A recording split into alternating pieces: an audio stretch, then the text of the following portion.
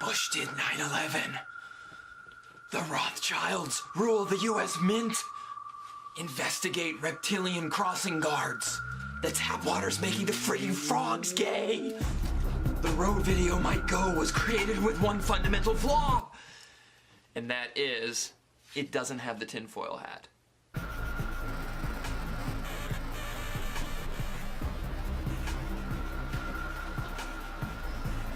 So around Christmas time, I picked up the Rode VideoMic GO for a couple reasons. The first being the price.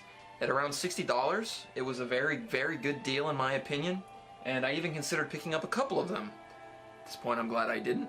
That being said, the price is still a good deal for the quality. The Rode name itself is emblazoned upon it for good measure. They're very well known for making quality hardware. Another reason I was drawn to this microphone in particular was its plug-and-play usability.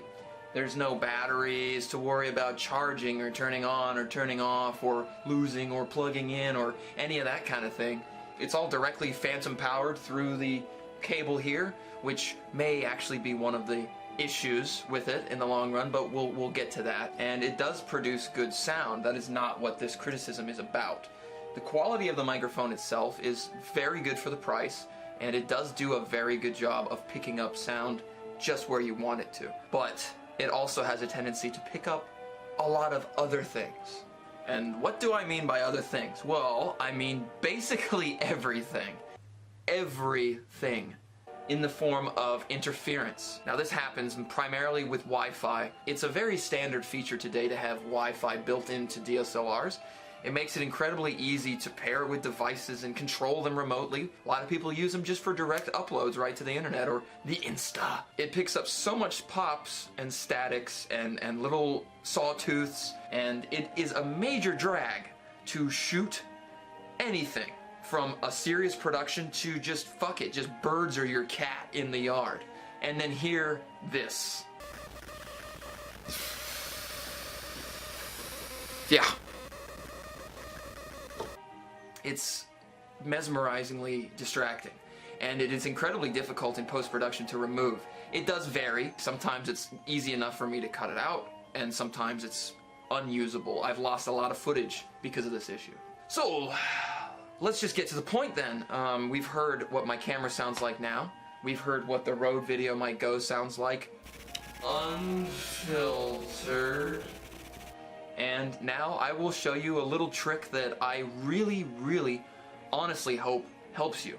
Because $60 is cheap for equipment like this, but it's a lot of money, honestly. That's a lot of money to a lot of people, myself included. You might be wondering, or possibly figuring out what the tinfoil hat was all about, because this is quite literally the fix.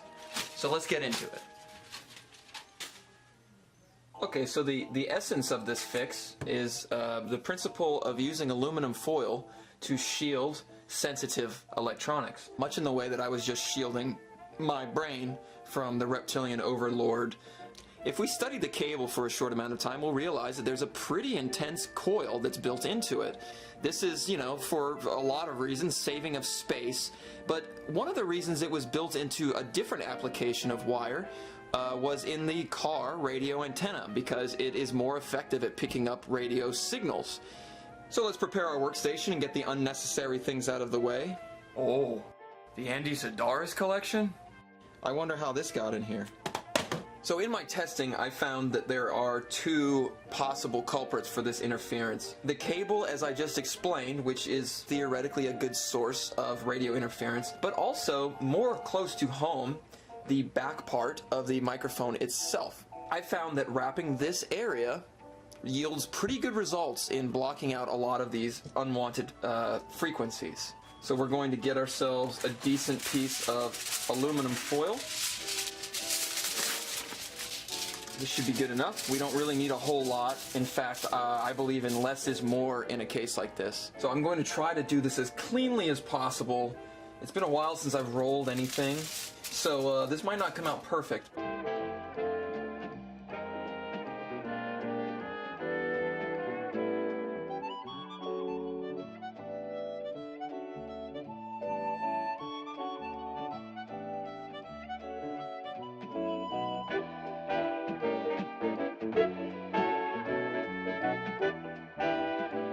Okay, so as ridiculous as it seems, I have finished. There is somewhat of a little bit of exposure down here. I think I could probably just tack on another piece. So I'm going to wrap that up and slap it on the camera, and we're going to check out the results. Oh, and in case you were wondering what my solution is for plugging it in, it's basically just as simple as that. So now we are running audio through the Rode VideoMic GO in its aluminum shroud.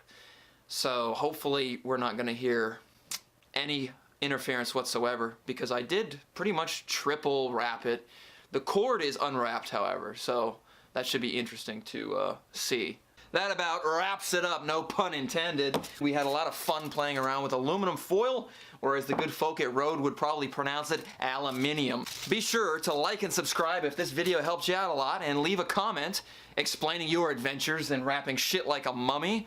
I think it's fairly obvious, so I'm not trying to say that this is like, you know, the most mind-bending thing that's ever existed. I'm blowing the lid off it, I'm blowing the lid off. Point being is I hope it helped you out, and if you subscribe, I might be able to bring you a lot more content about fixing things or coming up with cool little tricks to sort of elevate your game before your budget catches up. So anyway, I think that'll do it. I really hope you enjoyed it, and have a good one, and happy hunting. Hunting for what? Hunting for the perfect shot, I guess, is what the shit is always advertised as.